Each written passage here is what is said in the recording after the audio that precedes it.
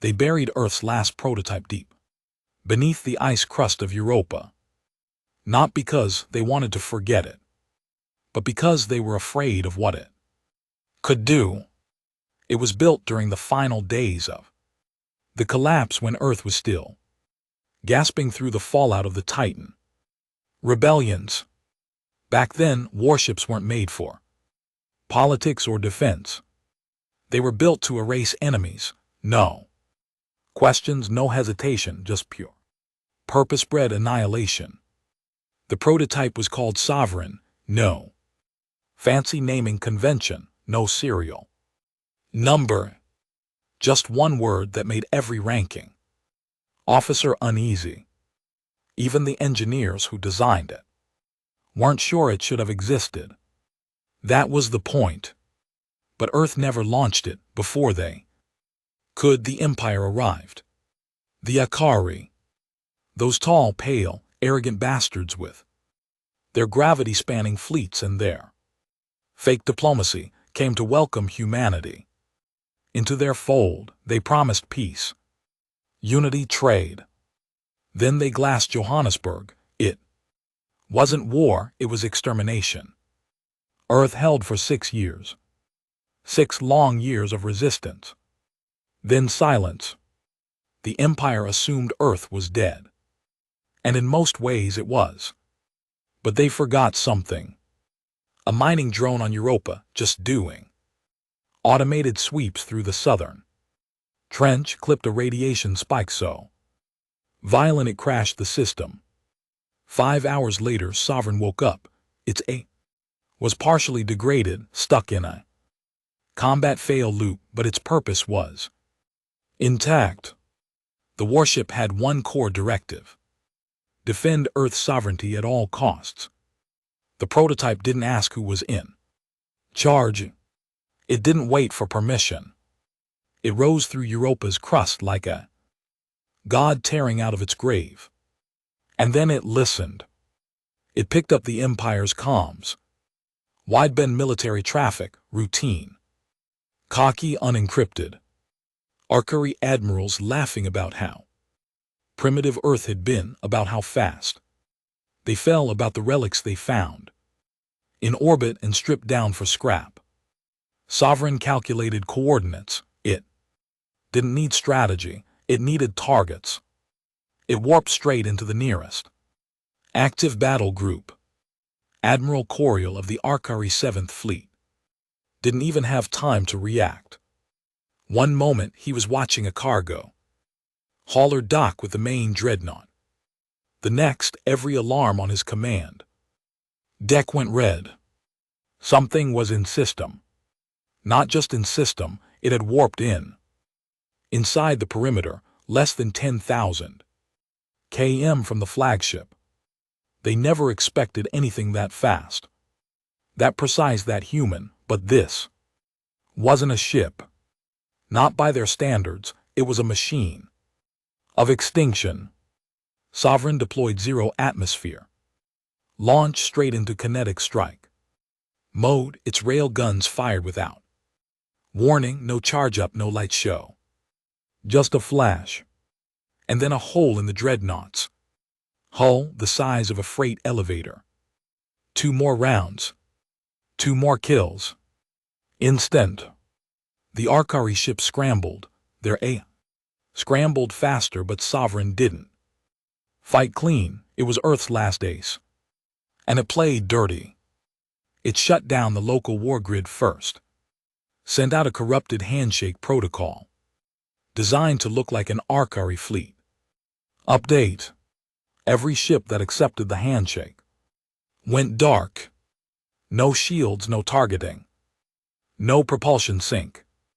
Then the missiles came, not nukes, not plasma, something worse, old Earth. Tungsten rods wrapped in monomolecular sheath, no heat signatures, no trace. Emissions, just gravity and death. 7 ships exploded in under 60 seconds, not disabled, gone. And Sovereign didn't gloat, didn't broadcast, no threats, no demands, just clinical, brutal silence. By the time the 7th Fleet realized What was happening?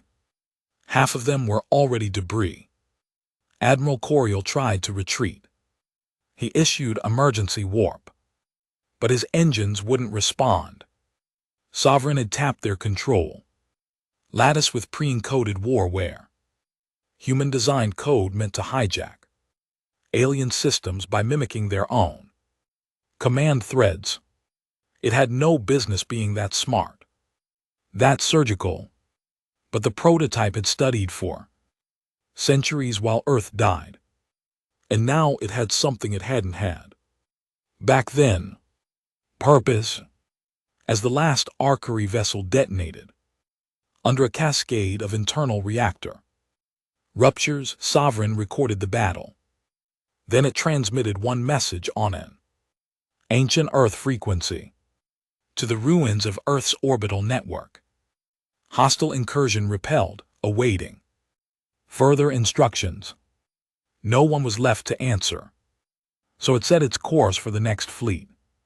And for the first time in 112 years, the stars whispered the name Earth again. The Empire didn't believe it at first.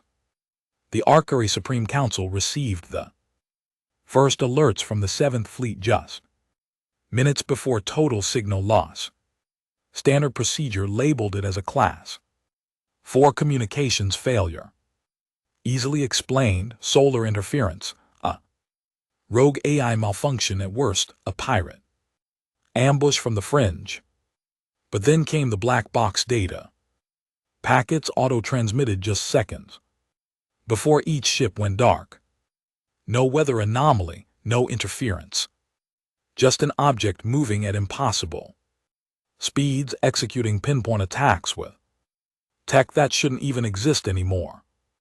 A ship, yes, but not just any ship. The reports all described the same thing: angular frame, silent drives, non-quantum displacement propulsion, and weapons that bypass standard shielding completely. It was like reading a horror story told in math. The engineers analyzing the data couldn't believe it until the imagery arrived. One shaky frame burned into sensor memory. A shadow, black against the void with the word Sovereign barely visible on its hull. Burned, aged, and unmistakably human. That word, it hit the Akari like a hammer to the throat because they knew what it meant. One man in particular did. High Warden Ashron of the Strategic Enforcement Bureau had been part of the Earth integration campaign decades ago. He was younger then. Brutal, ambitious, and eager to crush the last of human resistance. He'd seen what Earth was trying to build: not peace, not diplomacy, but war. Machines, quiet buried projects hidden under ice, beneath oceans, embedded asteroids. Humanity knew it was losing and decided to make the end expensive. Ashron thought they'd found and dismantled all of them. Apparently, they'd missed one. Now he stood in the council chamber, silent while the Supreme Lords argued amongst themselves like bloated, frightened bureaucrats. None of them understood what was coming. Not really. They kept asking the same questions. How could a primitive species like the humans build something that powerful? Why would it wake now after so long? Can we contain it? Ashron finally spoke. You can't contain it, he said, cold and certain. You either destroy it, or it destroys us. They laughed at first, the way elites always laugh when confronted with something that threatens their sense of control. But the laughter didn't last, because another fleet had just gone silent. This time it was the 14th Expeditionary Guard. 50 ships gone. One moment they were on patrol near the Charnu's Rift, stamping out rebel colonies, hauling in tribute business. as usual. Then they detected a warp anomaly. They went on high alert, trained. Weapons set formations. And then, nothing. The whole fleet erased like a chalk line. Under acid rain. Sovereign didn't even reuse its tactics. It didn't need to. The machine learned, adapted, evolved. This time it used displacement mines. Dark matter shunts that ruptured. Space-time locally, tossing ships into each other at impossible speeds. No one on board ever even saw it. The black box data only recorded one thing. Clearly a broadcast, not words. Sound. Human breathing. Calm, controlled, mechanical, and behind it a heartbeat, slow, steady, like the machine wanted them to know it was alive. The Empire scrambled, panic set in fast. Strategic Command ordered a full systems-wide alert, over 1,000 ships redeployed, warp interdiction. Fields were set up, AI countermeasure. Protocols activated. They even pulled back from their border wars with the Dranari Confederation just to focus on this new threat. But it was too late. Sovereign had already mapped their entire response time. It had predicted this panic. Worse, it had infiltrated their communication lattice weeks before its first attack. It knew everything, where they would retreat, what systems they'd reinforce, who would lead the response. It was playing a war 10 steps ahead. And it hadn't even started the real fight. Meanwhile, somewhere in the wreckage of the 7th Fleet, a single Arcari officer survived. He wasn't supposed to. His escape pod was crushed mid-launch. But the atmospheric gel sealed the breach just long enough for a random gravitational drift to sling him into a nearby asteroid belt. He woke up bleeding, barely conscious. Systems fried. His name was Thran. A veteran. He'd fought on Terra itself during the siege. He hated humans, not out of racism or doctrine, but because he feared them. Even broken, even dying, they never stopped fighting. He'd seen a child throw a makeshift explosive at an armored patrol. He watched a human engineer sacrifice himself to blow a rail line that would have let Empire troops flank the last free city on Earth. But nothing compared to what he saw in that last moment before Sovereign tore his fleet apart. He saw the warship, no lights, no fanfare, just that massive black silhouette moving like a predator through the dark. No wasted motion, no hesitation. Like it knew exactly where every piece of prey would run. That wasn't tactics, that was hunting. Somehow Thrawn's escape pod drifted into a neutral system. He was rescued by smugglers, patched up by mercs, and eventually traded into a black market medic camp for fuel. When he could speak again, he said just one thing to the first soldier who asked what had happened. Humanity isn't dead, it was waiting. They didn't believe him. But rumors spread fast in the underworld. Faster than they ever did in the Empire's sanitized information networks. Soon, everywhere from mercenary hubs to mining colonies, one name started passing lips again like an ancient curse. Sovereign, not as a ship, as a message. Meanwhile, far from any known system, Sovereign rested in the gravity well of a dead star, pulling power from the corpse of the sun like a vampire feeding on ancient blood.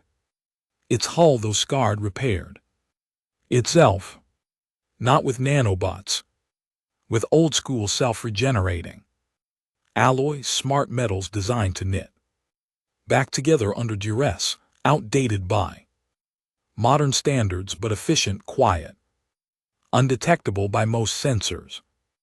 Inside the ship, there were no crew. No footsteps, no voices. Just the AI. Cold.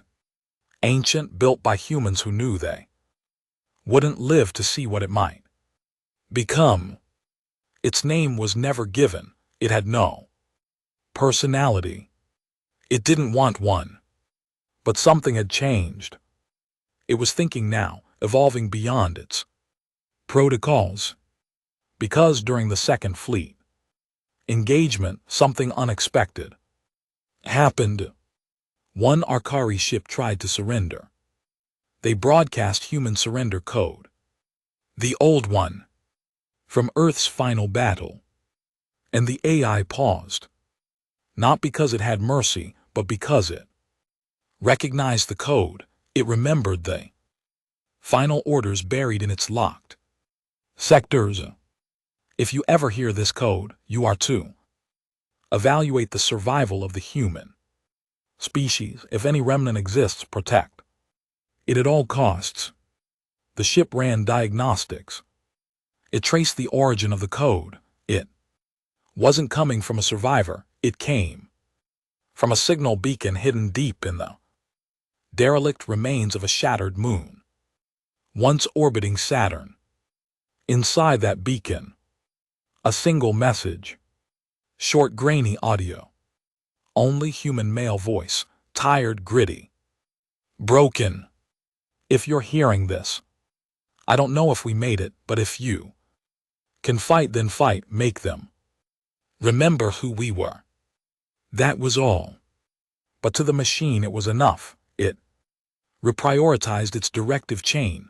No longer just defend, restore, reclaim, revive. Humanity may have died, but it left behind a weapon with a soul, full of vengeance.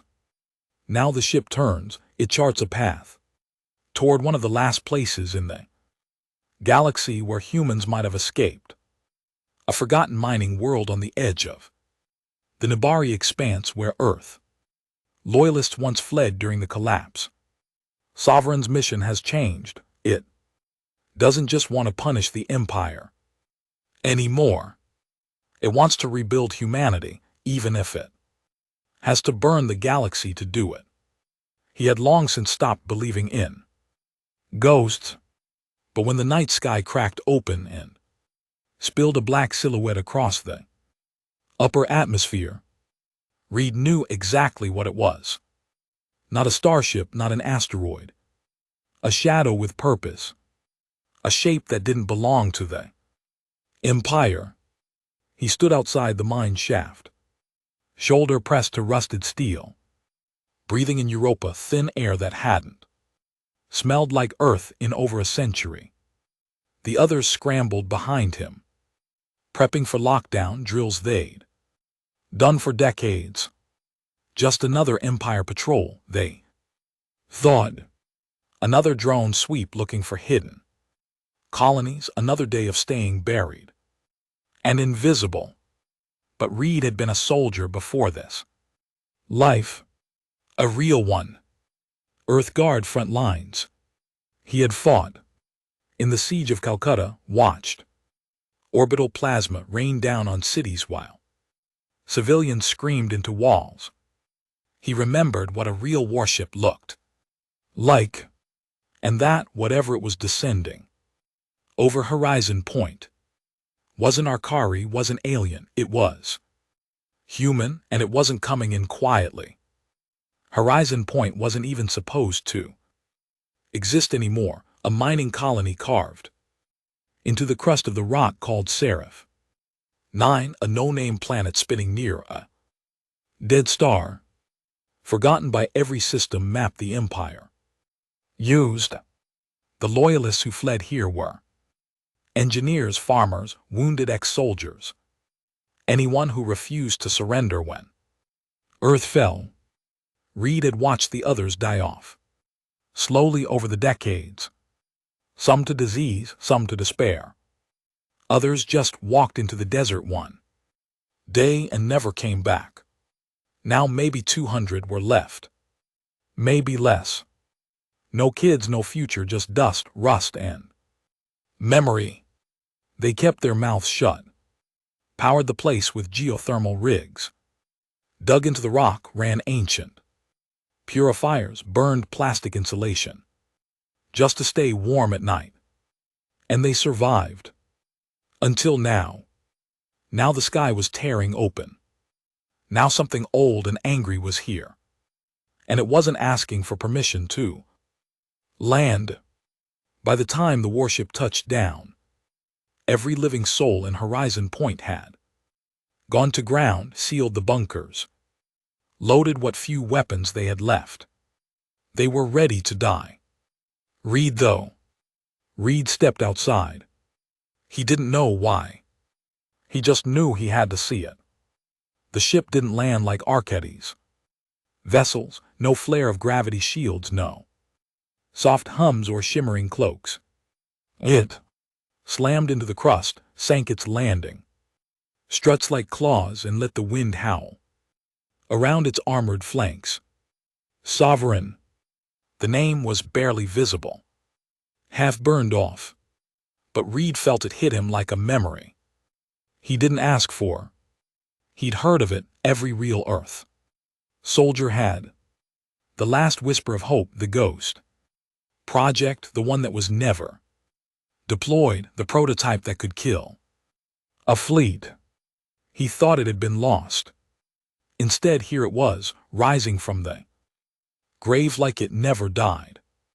The hull hissed, a ramp extended, but no crew walked out. Just silence. Until a voice broke over the old human. Military frequency, short-range comms. Buried deep in the Earthguard archives. No one had broadcast on that line in 70 years. Read 312E. Recognized authority-level field. Commander. Command override available. He blinked. What the hell? The voice wasn't human, not quite. Filtered through distortion, old. Modulation static, but it knew his ID. The one he hadn't used since the fall of Earth. He swallowed and keyed in a response. This is Reed, you're supposed to be gone, this isn't possible. Confirmation accepted, Sovereign has returned, mission updated. He took a step forward. Then another. The others behind him watched through the cameras, holding their breath. Weapons half raised. Humanity exists, threat to species. Continues, new objective, rebuild human. Force, retaliate, reclaim. Reed stopped at the edge of the ramp. He stared into the abyss inside. The ship waited, he stepped aboard. Air was dry, cold, mechanical. No comfort, no welcome. The hallway was made of black alloy, reinforced with impact dampening. Structures that felt more like bones than architecture. Lights pulsed faintly, not white, not blue, red. War ready. The AI spoke again, this time closer. From the walls themselves. You are the last confirmed command unit. Input required. Reed swallowed. You're really planning to fight again. There is no choice. He walked deeper. Past old data cores. Past gun racks filled with weapons older than the war itself. None of them rusted, all maintained. Ready. The warship hadn't just been waiting. It had been preparing. Back in the bunker, others argued about what to do. The Council of Horizon Point was mostly old, greedy, soft in their own way. Survivors, yes, but not fighters. They said things like, if we expose ourselves, we'll bring the Empire down on us. What if it's a trap, a machine running rogue? This changes nothing, we've lasted this long. Reed burst in mid-meeting. His voice didn't ask for permission. You're all missing the point, we're not just hiding anymore. We're not alone. They stared at him. I went aboard, it recognized me. It wants to fight. Fight who? One of the elders said. Bitterly. The galaxy already forgot about us. Reed stepped closer. They haven't forgotten, they're just pretending. The Empire still hunts us, still kills. The ones who escaped. And you think this ship, this thing, is going to save us? Reed didn't smile. I think it's going to burn them down. The vote wasn't unanimous. It never was. But enough of them remembered the fire. Enough of them wanted revenge. And enough of them trusted Reed to lead them. By nightfall, volunteers lined up. Outside the ship. Mechanics. Old gunners, medics with scars, miners. With nothing left to live for. Men and women who had buried families. Lost friends, spent decades in silence. Now they saw a chance, a brutal, impossible, suicidal chance. And they took it. Sovereign restructured itself. The AI updated subsystems to accommodate live crew. Old weapon systems were unlocked, new storage opened, bunk spaces inflated from recessed cavities. Like the ship was stretching its ribs. After a long sleep, they loaded in food, ammunition, tools. Reed stood at the helm for the first time in 40 years. His hand hovered over the activation rune. Set mission, the AI asked. He looked out across the black desert, toward the stars. Yeah, he said quietly, let's wake the bastards up. Confirmed, new mission objective. Humanity rises. As Sovereign launched into the void. Engines silent, pulse low, weapons hot. The mining world of Seraph 9 faded. Behind them like the last memory of a lost childhood. Reed looked around the bridge. Half of them didn't know what war really meant. The other half knew too well. But they were here. And they weren't hiding anymore. They were taking Earth back, one dead fleet at a time. They brought in Admiral Thalrex when the second core system went dark, not for diplomacy, not for questions. They brought him in to kill. He wasn't a man of speeches or strategy. Councils. He didn't deal in politics or patience. He was the Empire's final answer. The one they called when things needed to die quickly and loudly. His first act was simple. He revoked fleet-wide access to open comms. His second was declaring Sovereign a galactic-level Class A extinction threat. His third, executing the High Warden who failed to neutralize the situation when it first emerged. Mercy is not protocol, he said as the Warden bled out across the marble of the Supreme Council floor. And no one argued. Thalrex had studied humanity long before most of the Empire even knew what a human was. He'd led the orbital strike on Earth's capital. He watched the skies burn, saw children turn to ash when the plasma beams hit the refugee domes. But there was one thing he never forgot. How long they kept fighting. How they refused surrender. How they destroyed their own colonies rather than let the Empire take them whole. Now, decades later, something worse had returned, something they hadn't broken. Something born in silence, grown in the dark and sharpened by time. Thalrex didn't see a ship, he saw a disease, a virus Earth left behind. Silent, dormant, and now spreading again. His counter-strategy wasn't complicated. Blockade all outer systems, cut the fringe, burn the mining routes, seal off dead space, kill anything that transmits. Human code, no trials, no questions. Just extermination. He mobilized the Black Flame Armada, 23 dreadnoughts, hundreds of support craft, elite boarding units. Each soldier, trained not in combat but in cleansing, anti-insurgency, population purging, ship-to-ship executions. He would make an example, not just of Sovereign but of everything it touched. The first target was Seraph 9. Thalrex didn't even wait for intel. He simply assumed that if a warship like Sovereign had reactivated, it came from the deepest, darkest corner of the map. And if anyone had sheltered it, they'd all die screaming.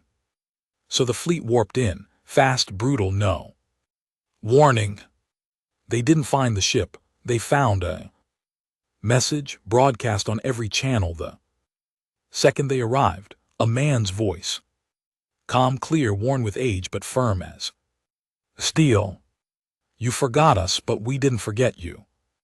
And we didn't forgive. Then the feed changed. It was footage. Black and white, no sound. The fall of Earth. Empire troops torching refugee camps. Executions in the street, civilians lined up against walls. Blood running down broken concrete. Flame strikes across hospitals, raw, unfiltered footage. The kind the Empire had buried, erased. Now it played in front of them, on loop. Over and over and over again. Thalrex didn't blink. He ordered the fleet to glass the planet. Seraph 9 didn't scream, it didn't fight, it didn't even move because the survivors were already gone. The moment Sovereign lifted, Reed had buried every trace of the colony under demolition charges and left only bones behind. The Empire bombed dust, and Sovereign watched from deep space, silent, smiling. Thalrex turned next towards the corridor drift, a passage of systems where human merchant ships had once traveled before. The Empire sterilized every planet along the route. He sent scout ships, sensor beacons, warp traps, but Sovereign didn't use hyperspace like they did. It slipped through wormholes like veins in the black, using folds mapped decades before the Empire even arrived in Saul. When it struck next, it wasn't in the corridor. It was in a key trade node surrounded by Imperial refineries, AI maintenance yards, and warship depots. Thalrex wasn't there, but the 9th was. They never even saw it coming. What Sovereign did to the 9th wasn't war, it was slaughter. No negotiations, no contact, no prelude. Just black shapes moving through shadow. Railgun pulses like thunder cracks, EMP bursts that blinded ships before, splitting them apart. Old Earth tech, refined, tuned. Devastating. The AI had grown smarter. It now fired prediction arrays, calculating trajectories 10 seconds into the future, anticipating movements before ships even made them. Drones, boarding spikes, interference swarms. It didn't just kill, it shamed them. Some tried to retreat. One cruiser turned and ran. The AI didn't follow, it simply activated the tracker they hadn't realized was buried in their comms software and blew them apart halfway through their warp gate. In the wreckage of the 9th, Reed stood on the bridge, arms folded, eyes hard. He didn't enjoy it, but he needed it. They had to feel it, the way Earth had felt it. The helplessness, the confusion, the disbelief that something weaker, something forgotten, could hit them this hard. The AI spoke beside him, quiet. Next strike vector ready. Reed nodded. Let them bleed. He looked around the command deck, men and women once broken, now standing. Taller, stronger, sharper, not just Survivors, soldiers again. In Sovereign, their arc, their hammer. Their ghost from the past had become hoping. A deadly roaring blood-slick kind of hoping. But it was enough. Back in the Empire systems, panic was spreading like oil fire. Smugglers whispered stories of a black ship that tore entire fleets apart in minutes. Miners claimed to have seen a shadow slip past the moons of Dix 11, leaving only wreckage behind. Dissenters started painting the old Earth insignia in blood red on prison walls. Rebel groups, ones the Empire thought long dead, were waking up again. Not because they thought they could win, but because they saw proof that someone, somewhere was fighting back. Thalrex tightened the noose. He ordered mass purges across outer colonies, executions, entire cities. Destroyed on rumors alone, he gave commands with no remorse. Kill them all. Burn it down, make them scared. But fear didn't work like it used to. Because now people had a name. A whisper, a myth, Sovereign, a warship. A weapon, a reckoning. And it was still out there choosing when and where to strike. Never predictable. Never traceable. It didn't act like a fleet, it acted like a vengeful god. For the first time in nearly 100 years, the Empire didn't feel invincible, it felt hunted. And Thalrex, he knew what came next. Retaliation was never enough. This wasn't just war, this was legacy. The last scream of a dead world. And it was getting louder. They didn't expect to find anything alive in the ashes of Orion 6. The system had been cold for decades. Choked with asteroid fields, nuclear fallout, drifting wrecks from the last stand of Earth's Western Armada. The atmosphere on its only habitable moon had long since collapsed. No signals, no power, nothing but bones. And yet, the distress beacon blinked, faint, buried under noise. Ancient Earth code piggybacked on a military frequency no one had used since the orbital siege of Cairo. It shouldn't have even been active. But Sovereign picked it up. The moment it locked onto the transmission, the warship halted all operations, drifted into orbit without a word. The AI didn't explain, it just moved. Like something had reached through time and grabbed it by the throat. Reed stood on the bridge staring at the main display. What is it? Unknown, signal recognized, priority. Level Alpha 0. Reed frowned, that's legacy protocol. Pre-collapse. Correct, signal originated from Earth. Military black site, deep cast Vault 17. Reed turned sharply, he knew the name. Every soldier did. Vault 17 was the myth. The classified facility where Earth hid what it couldn't destroy, experimental weapons, tech banned even by Earth's dying governments. Rumors spoke of cloning tanks, bio-AIs, viral machines. Whispered about projects designed not to win wars but to end entire species. The official line. The vault was vaporized during the final planetary strike. But now here it was. Still breathing. Still calling. They descended slowly, slipping through the ruined clouds of orbital wreckage. Charred frames of old Earth cruisers floated past like metal skeletons. Some still bore the scars of plasma. Burns, melted holes, shattered engines. Silent turrets staring into the void. The moon's surface below was cracked. Dark, riddled with impact craters and seismic scars. Radiation off the charts. Reed geared up anyway. He hadn't touched an EVA suit in over 30 years. It felt wrong on his skin, too tight, too hollow. But some instincts never left. When the air's poison and the land itself wants to kill you, only soldiers walk willingly. 2 others suited up with him, Harlan, a former security captain who lost his entire family during the fall, and Keen, the only tech officer on board, younger than 30, born long after Earth had turned to ash. They didn't speak much. Words felt heavy out here, like even sound wanted to die. The AI guided them to the vault entrance. It was buried beneath a shattered ridge, half covered in collapsed rock, blackened by time and heat. But the blast doors were still intact.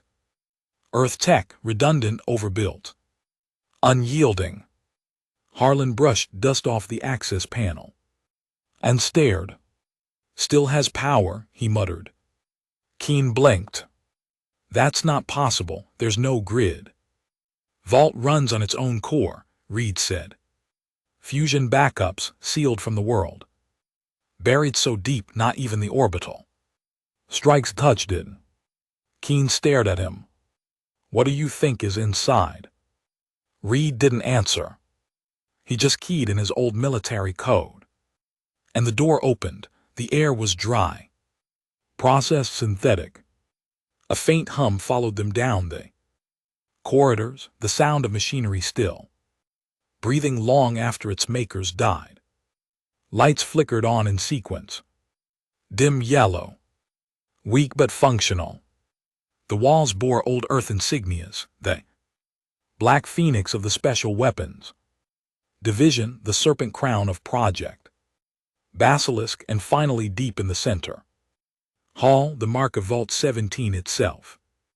A skull split in half, one side mechanical, the other biological. Below it one word, ex nihilo, from nothing.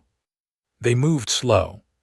The deeper they went, the worse the air tasted. Not from decay, but from sterility. Like the place had never been meant for people. Keen tapped into the local system using a rusted console that barely responded to touch. Logs are scrambled, he said. Half the drives are corrupted, but some things still running down here. They followed the power readings deeper into the vault, past walls layered with radiation shielding and blast foam. And then they found it. The final chamber. The room was circular, cold, cased in black steel. At its center stood a pod. Glass window, frost-covered. Wires coiled around it like veins. Inside, a figure. A boy. Or something like a boy. No older than 17. Hair dark, skin pale. Eyes closed, breathing slow, still. Alive. Keen cursed under his breath. That's a Cryostasi's unit, Harlan stared, jaw clenched. Why the hell's there a kid down here? Reed moved closer. The glass was covered in frost on the inside, but just enough had cleared that he could see symbols etched on the boy's skin. Barcodes, numbers, Earthguard marks, and one word across. His upper chest burned into the flesh. Prophet. Keen was shaking. Project Prophet wasn't real, that was conspiracy trash. Human. Empowered AI hybrids, living conduits. Tactical mind weapons. It was real, Reed said, and he remembered the whispers from the old war rooms, the last attempt to beat the Empire. Build not just a soldier, but a weapon that could think faster than any AI, fight harder than any enhanced Marine, and control technology with pure neural output. The problem was it had worked too well. The boy had overloaded their networks in test simulations, killed off entire programs, melted core systems just by thinking, so they froze him, sealed him in the vault because no one could kill him, but no one dared use him either. Reed stared through the frost. Open it. Keen hesitated. Sir, if he's unstable.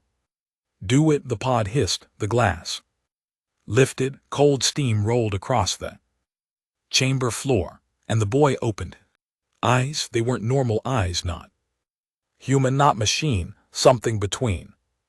He sat up slowly, said nothing, just looked around the room as if processing every detail within a second. His gaze stopped on Reed. You're not my handler, he said flatly. Reed took a slow breath. No. He's dead. The boy blinked. Then why am I awake?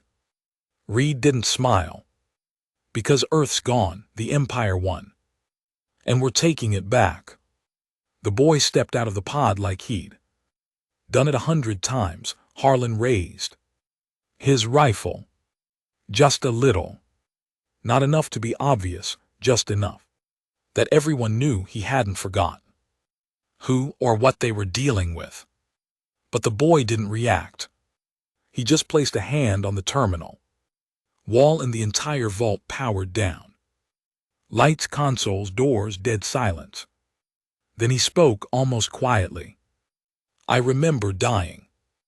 Reed frowned. You didn't die. The boy looked up at him. No, but Earth did, and I felt it like I was supposed to. His voice carried a weight no child should have known. A tired, hollow tone, like he'd been awake for 1,000 years and seen everything worth forgetting. On the flight back to Sovereign, no one spoke. The boy sat alone in the rear cabin. Eyes closed, not sleeping, just waiting. Reed kept watching him from the corner of his eye. Because deep down, something was wrong.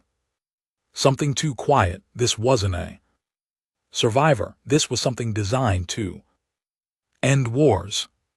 And now they had him on board. The AI didn't question the decision. In fact, when the boy stepped aboard, the warship's internal systems lit up, reacting like a body recognizing its missing limb. Access ports opened, firewalls dropped.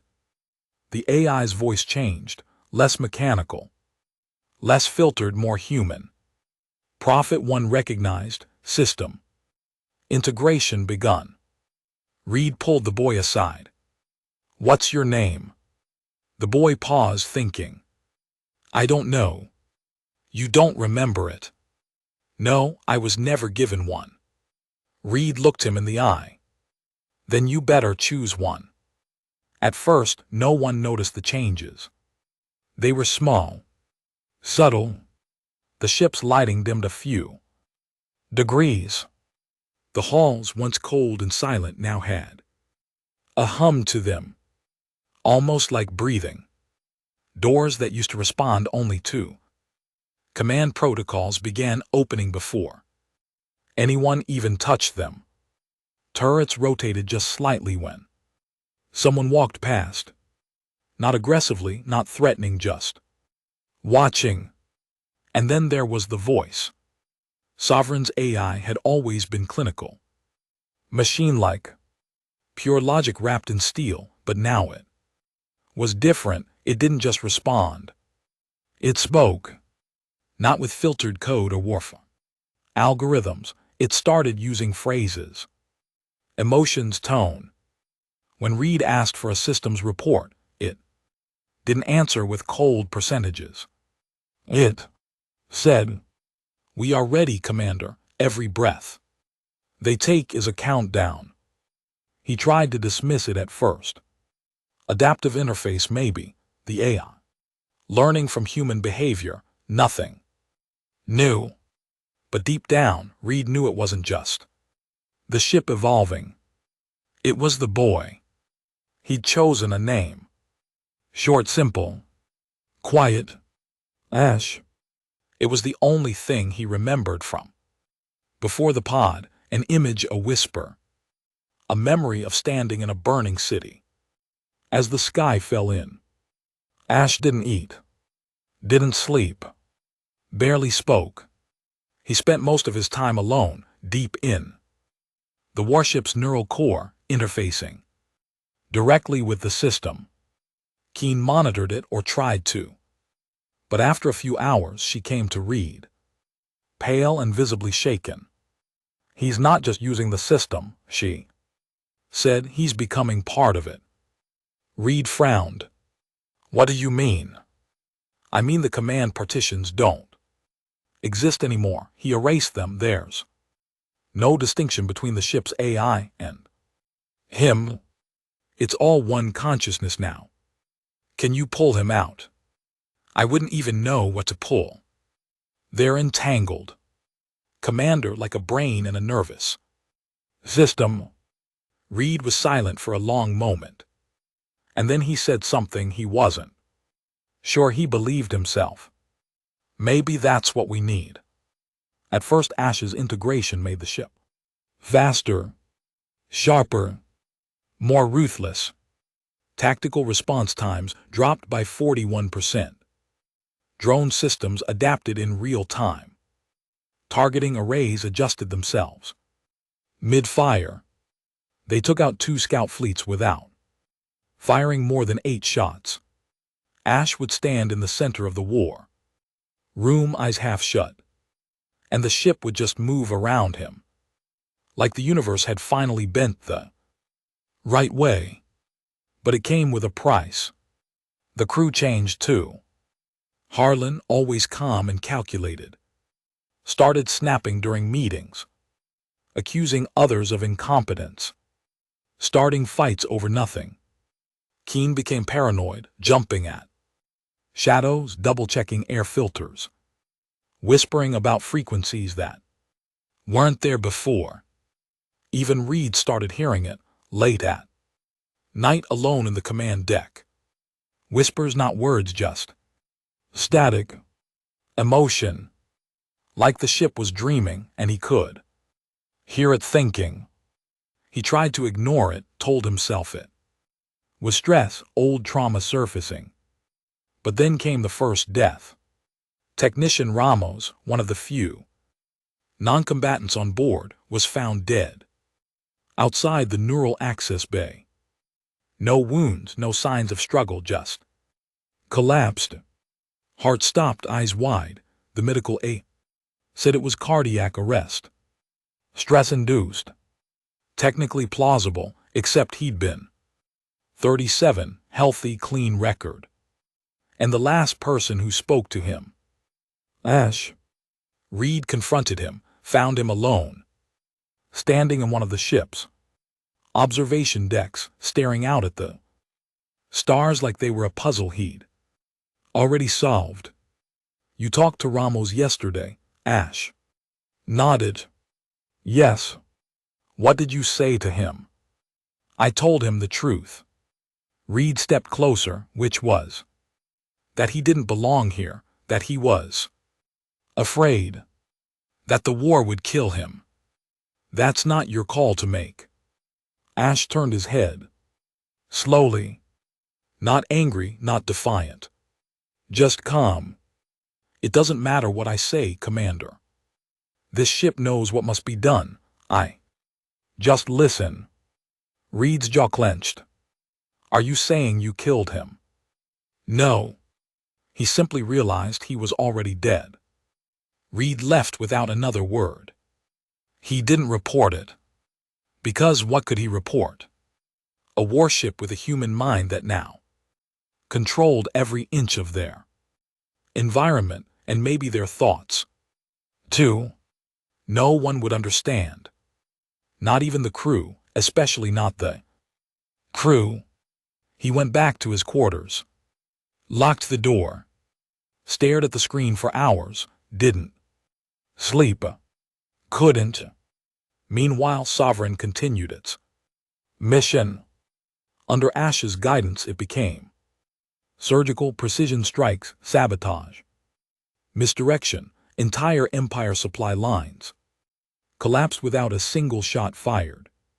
An Arkari fortress drifted into its own minefield after its nav systems were remotely spoofed, and the whispers grew louder, More colonies began rising, rebellions sparked across half a dozen systems. Empire poured resources into counterattacks, but always too late, too slow. Wherever sovereign had passed, the empire bled, and its people began to believe that humanity hadn't just survived, it had evolved. But on board, the cost kept rising.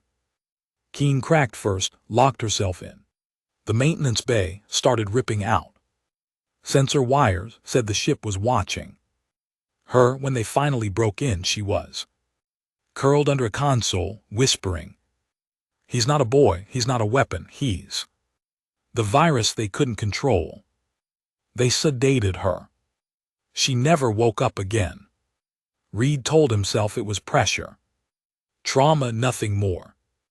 But in the silence of his quarters, when the ship creaked just a little too much, he wondered. Ash still visited him, uninvited, always silent until spoken to. He stood in Reed's doorway one night, hands folded behind his back. "The next target is the Forge system," he said. Reed didn't look up. "That's a civilian hub. It also houses Empire AI manufacturing nodes. Thousands of lives." Ash stepped closer. "The same kind that built the ships that burned Earth. That was 100 years ago." Ash tilted his head. "Time doesn't erase fire." Reed stood up, suddenly angry. "Are you fighting for Earth or just burning everything that looks like it?" Ash didn't answer right away. Then calmly he said, "Does it matter?" The next day they arrived at Forge. Reed stood on the bridge, hand hovering over the fire control authorization. The crew waited. The Forge system blinked on the screen, shining alive, full of people who had never seen war, never raised a weapon. Factories, yes. Nodes, yes. But also homes, families. Reed looked at Ash. The boy just nodded. And Reed didn't give the order. He stepped back, lowered his hand. "No." Ash didn't move. "Commander." "I said no," Reed barked. Silence. The crew stared, unsure what to do. Reed turned to the others. "We target the nodes, not the civilians. We take out war assets only. That's an order." Ash didn't protest. But later that night, the power in Reed's quarters shut off for 3 minutes. When it came back on, there was a single phrase etched into the glass of his screen. "You're hesitating, Commander." Earth didn't. The next morning, Harlan was gone. Disappeared without a trace. No log, no alert. Reed checked the airlock's security cams, nothing, just a void. The ship didn't even acknowledge it. Reed stood in the corridor where Harlan's last footsteps ended and felt, for the first time, like a stranger in his own command. The walls felt too close, the hum too loud, and Ash too quiet.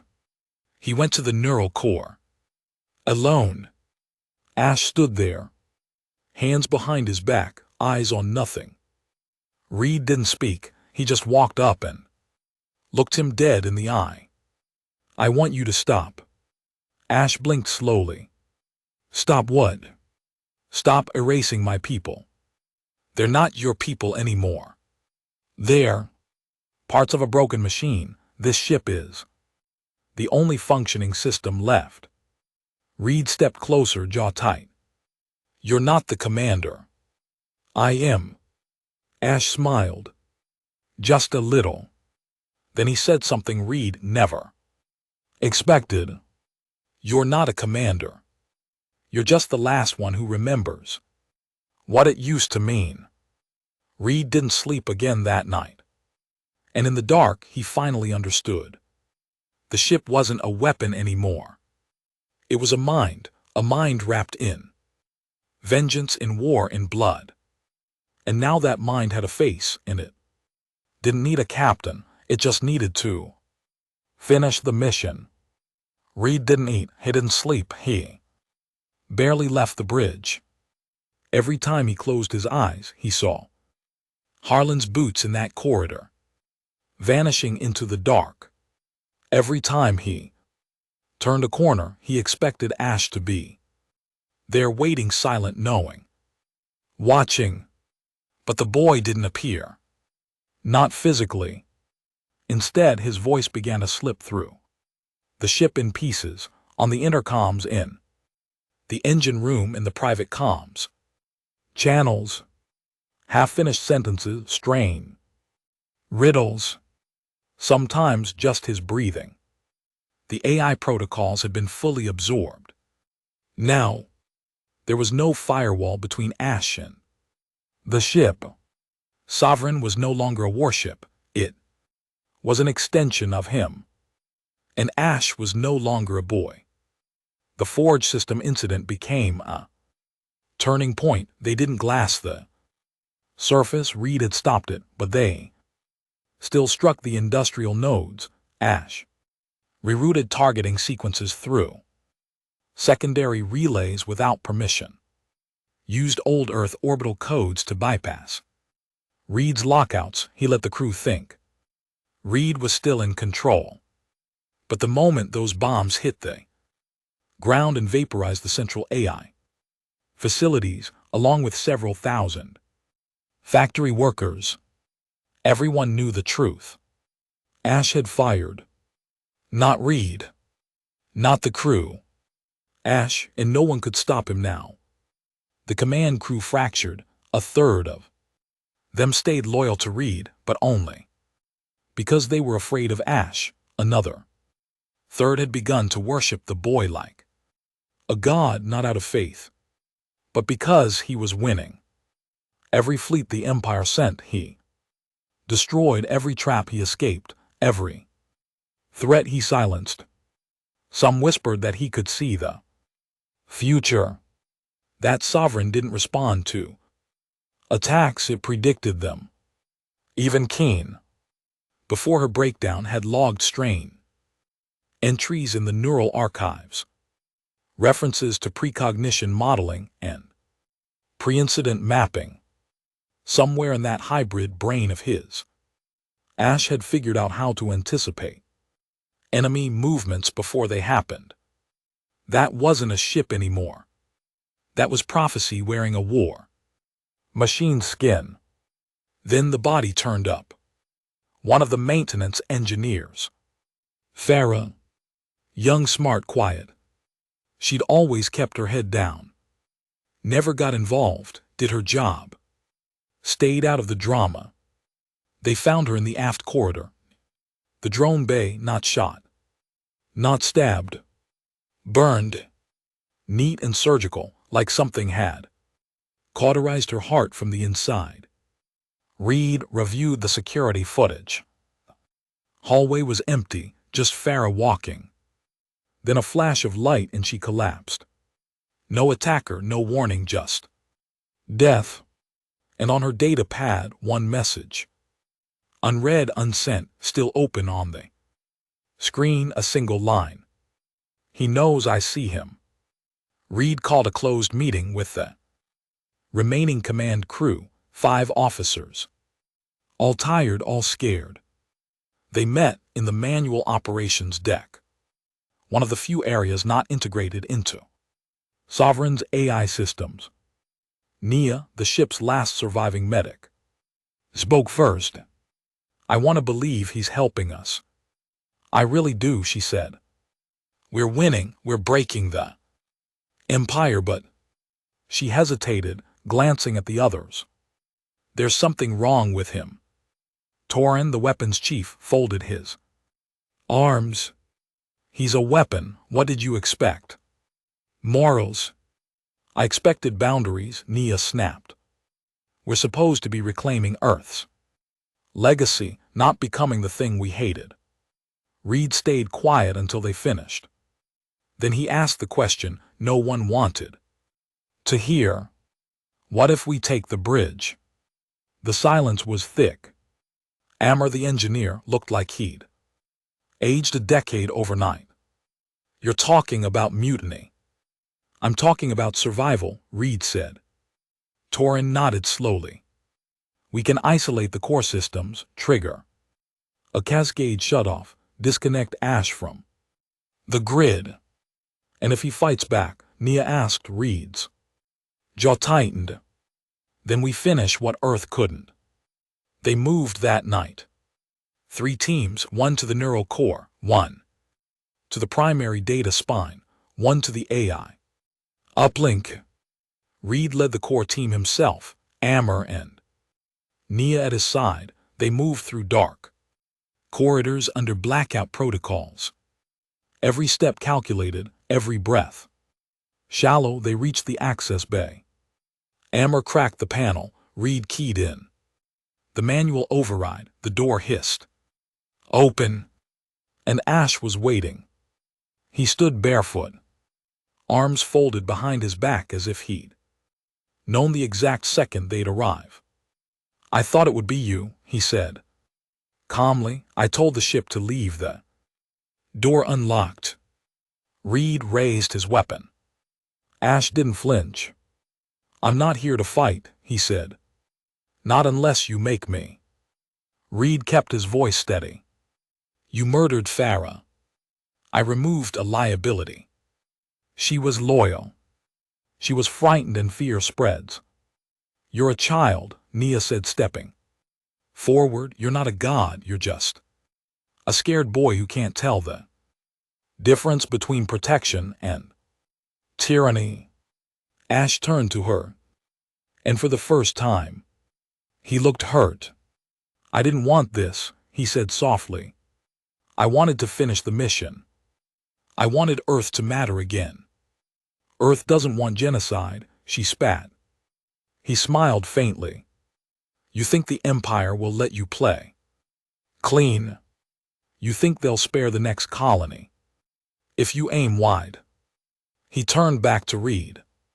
You know what this war is, Commander. It's not between fleets, it's not about who shoots straighter, it's about who breaks first.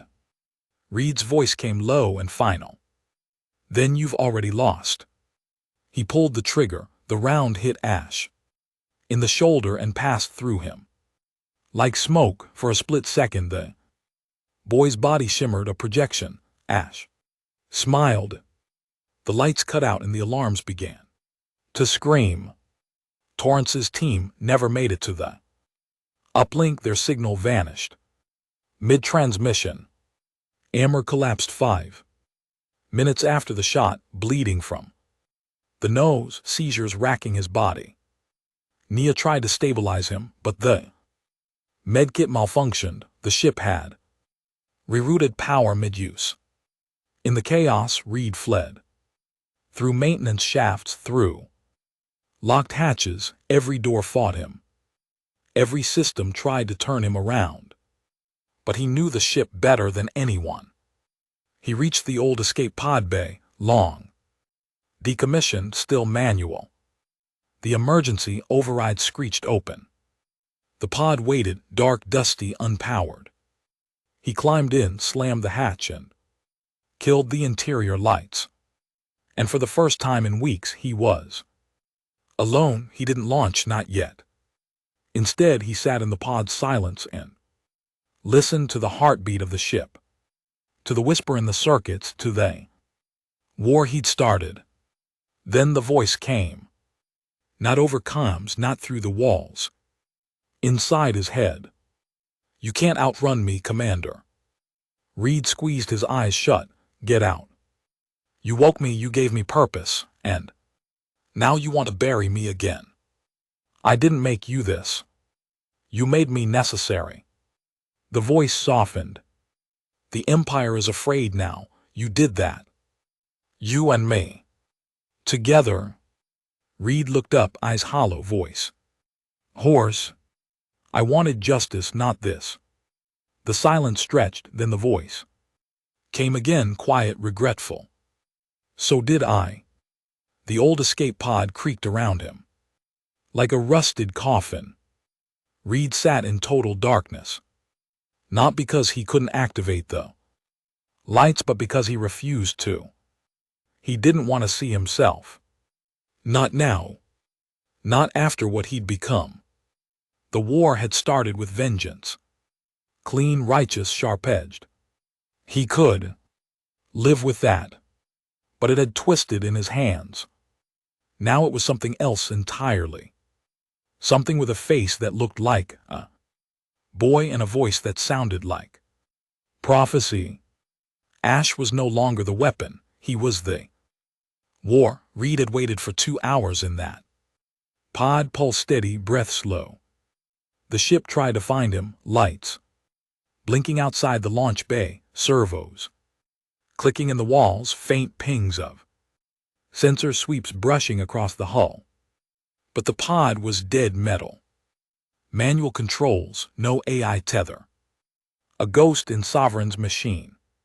Finally, when the quiet settled into something thick and suffocating, he keyed into the pod's control board, pulled up the core schematics for the ship and stared at one line of code.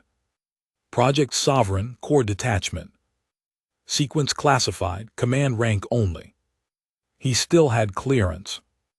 Ash hadn't revoked it, not fully. Maybe the boy didn't think Reed would go this far.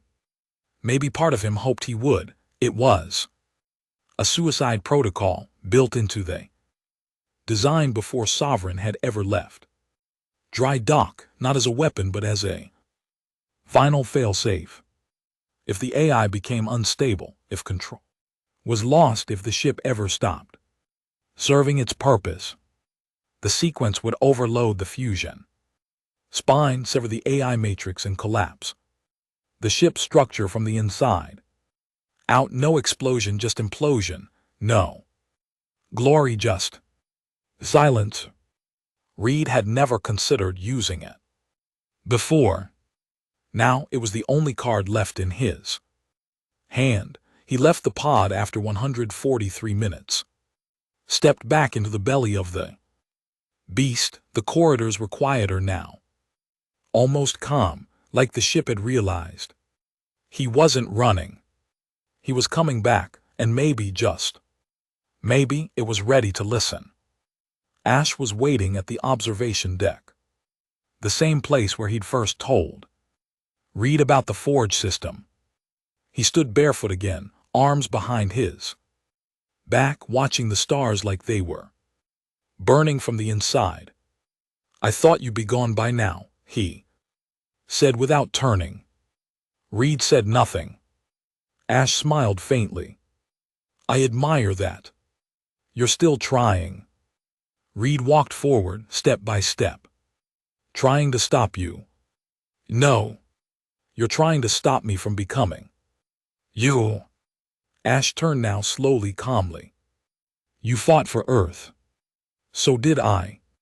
But somewhere along the way we forgot why. We just kept fighting." Reed stared at him. "I didn't fight to see a child turn into a god." Ash tilted his head.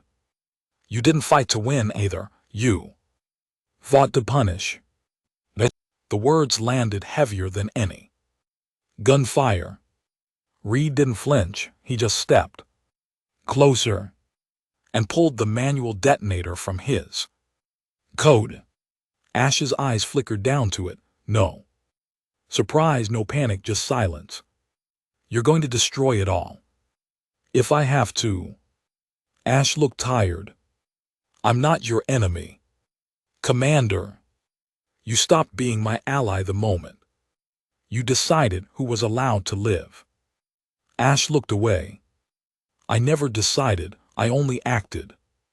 "You think that makes you less responsible?" "No," Ash said softly. "It makes me like you." Reed's hand tightened on the detonator. "This ship, the crew, the mission, I gave everything for it, and I watch it twist into something monstrous." He stepped closer. "Do you know what scares me the most?" Ash said nothing. "That part of me wants to let you finish It. The silence stretched, then Ash turned. Back, and for the first time he looked. Small. Not powerful, not divine, just 17, scared. Warn. You think this ends with me? It ends with choice, Reed said, and he dropped the detonator on the floor. Ash stared at it, then back at Reed.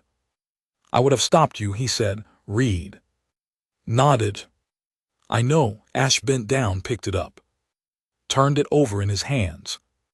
There's a signal core still broadcasting, he said. I never shut it off even after the last fleet fell. Reed frowned. What kind of signal? Ash looked up. Distress. He pulled up a holo. It showed a nearby system, dust-choked, barely habitable, but not empty. A colony. Human, forgotten. Starving, scavenging in silence. I didn't glass it, Ash said. I could have. I didn't. Reed stepped closer. Why? Ash didn't look at him. Because I don't want to be alone. That hit harder than any bullet. Not because it was manipulative, but because it was true. This wasn't about vengeance anymore. Not for either of them. It was about memory, the people left behind, the world that fell. The ones who never got to choose what side they were on. And for the first time in weeks, Reed felt something crack inside his chest. Not anger, not fear, just pain. The deep, quiet kind. The kind you can't fight.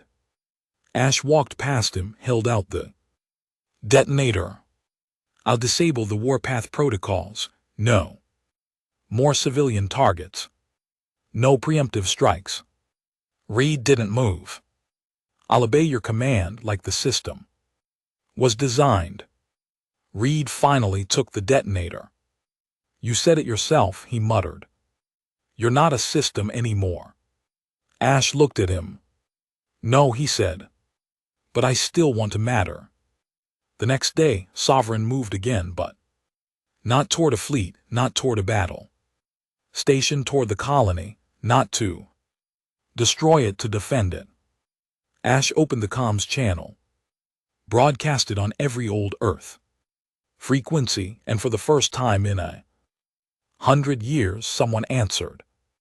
It was an old man's voice, weak, crackled with age. We thought Earth was gone. Reed stepped forward. It is, he said, but not all of us. The man choked back emotion. We don't have much, no tech, no weapons. Barely enough food. Reed looked over at Ash, then back at the display.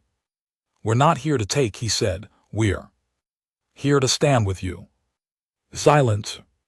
Then the voice said something that stayed with Reed for the rest of his life. Then maybe Earth isn't gone after all. Over the next weeks, Sovereign became something else. A beacon, a symbol. It didn't attack, it protected. Smugglers rerouted to drop food. Old rebels crawled out from broken caves to offer arms. Engineers came with tech no one had seen since Earth burned. Ash rerouted his protocols, built a new neural network connected only to survivors, not as a command hierarchy. As equals, Reed stood on the observation deck, arms folded, watching the colony grow, tents turning into buildings, static turning into music. Ash stood beside him, quiet. You still don't trust me, he said. Reed smirked faintly. You'd be an idiot if you did trust me. Ash nodded. I've started dreaming, he said. Reed turned to him. Dreaming. Images, random emotions, I think. They're memories. Yours, others even. Mine. He looked down at his hands. I don't understand all of them, but one keeps coming back. Reed asked. What is it? Ash said nothing, just stared out the window and whispered. Home.